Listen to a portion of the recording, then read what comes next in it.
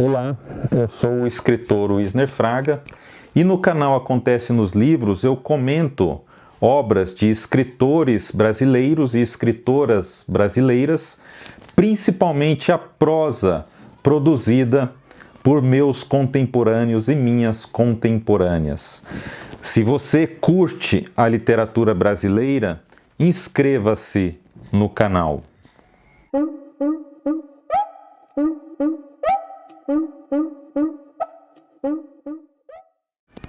Entrevista com a Pedra e Outros Contos. Este é o título do livro de Nigel Goodman, editado pela Patois em 2020. Nigel Goodman é um roteirista e escritor carioca, e este é o livro de estreia dele. Quando eu comecei a ler estes contos de Goodman, eu confesso que tive uma certa dificuldade para engrenar na leitura, digamos assim. Não porque a obra não tenha qualidade, não é isso. A obra tem sim muitas qualidades. É que eu não sou leitor assíduo de livros de comédia ou de humor. Com isso, eu quero dizer que se trata de um livro leve, de fácil degustação? De jeito nenhum. Goodman escolheu a sátira, algumas vezes a paródia, para fazer o leitor rir. Assim fica nítido que é um riso amarelo algumas vezes, um riso nervoso outras, mesmo um riso de deleite, mas nunca um riso forçado. As situações criadas nos levam necessariamente ao riso. Não só as situações, mas os diálogos também. Nós nos vemos nas peles dos personagens, nós, leitores, nos identificamos com eles. As situações, as tramas são bem comuns, às vezes beirando o surreal mesmo. O leitor que se prepare. Aliás, é muito importante ressaltar neste ponto que a comédia não é, de forma nenhuma, um gênero menor. Eu aprendi isso com Molière. Provocar o riso é algo complexo, ainda mais quando isso é feito por meio da ironia e não do escracho simplesmente.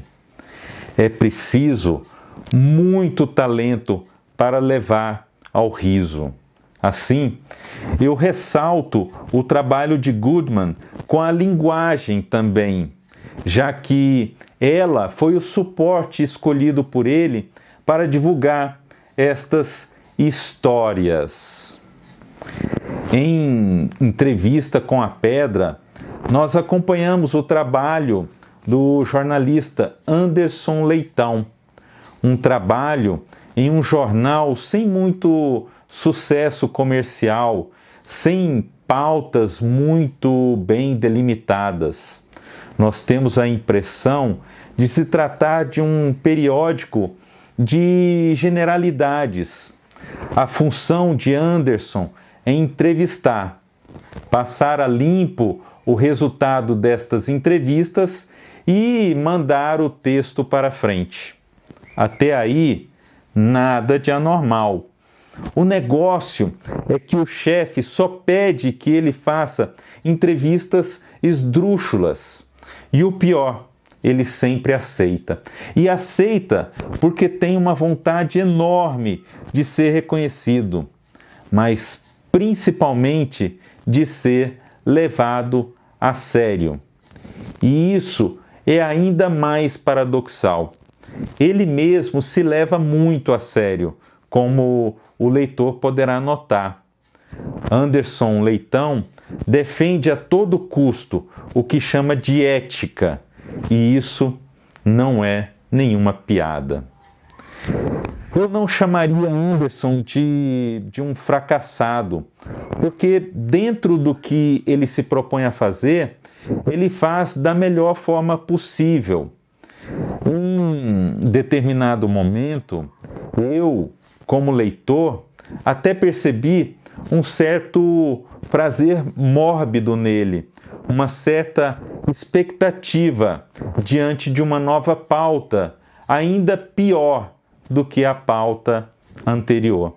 Assim, Anderson Leitão entrevista um vampiro, entrevista uma pedra, um fantasma, um astronauta, uma mulher que vem do futuro, estagiários, entrevista um cachorro, a alma gêmea e entrevista a própria morte. O chefe de Anderson talvez seja o personagem mais inusitado de todo este livro, porque ele parece acreditar que estas entrevistas tenham algum tipo de significado, e mais, ele parece acreditar que estes personagens a ser entrevistados, existem de fato, ok, vários existem mesmo, e 2, merecem ter a palavra para dizer algo, ok, quase todos merecem mesmo ter essa palavra. A ironia utilizada por Nigel é fina, finíssima. Em vários momentos deste livro, eu cheguei às gargalhadas. O cinismo utilizado para a construção da obra revela muito da nossa essência, recheada de hipocrisia, de sarcasmo, de arrogância. Claro que não é só isso. Há sempre uma esperança também, uma esperança de que os personagens não sejam tão mesquinhos, que ainda haja algo de bom em que acreditar. E eu acho até que há, sim. Como eu disse anteriormente, os diálogos são um grande destaque desta obra, a meu ver, são muito bem construídos e eles inevitavelmente nos levam a uma certa sensação de desespero. Eles chegam a ser, até certo ponto, angustiantes, porque muitas vezes os diálogos entre o jornalista e os entrevistados são muito difíceis. Lembre-se o que e quem são estes entrevistados. É a tradução perfeita dessa falta de entendimento em que nos encontramos atualmente.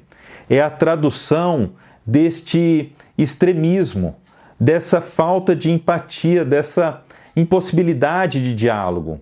E olha que Anderson Leitão parece ser alguém que tem bastante empatia. Eduardo Lacerda, editor da Patois, sentencia no texto de apresentação: o riso também pode ser um movimento em direção ao outro, um exercício de alteridade, de identificação e, por que não, de compreensão. É assim que não só nos identificamos com diferentes personagens desta obra, mas sobretudo com Anderson Leitão. Nós tentamos compreendê-lo, mas também nós caminhamos em direção a nós mesmos. Eu vou ler agora o início do conto Entrevista com o Astronauta, para que você tenha uma ideia da ironia presente no texto de Nigel Goodman. Inscreva-se no canal Acontece nos Livros e, se você curtiu este vídeo, divulgue-o em suas redes sociais. Ajude nosso canal a crescer. Valorize a literatura brasileira. Valorize as editoras e as publicações independentes.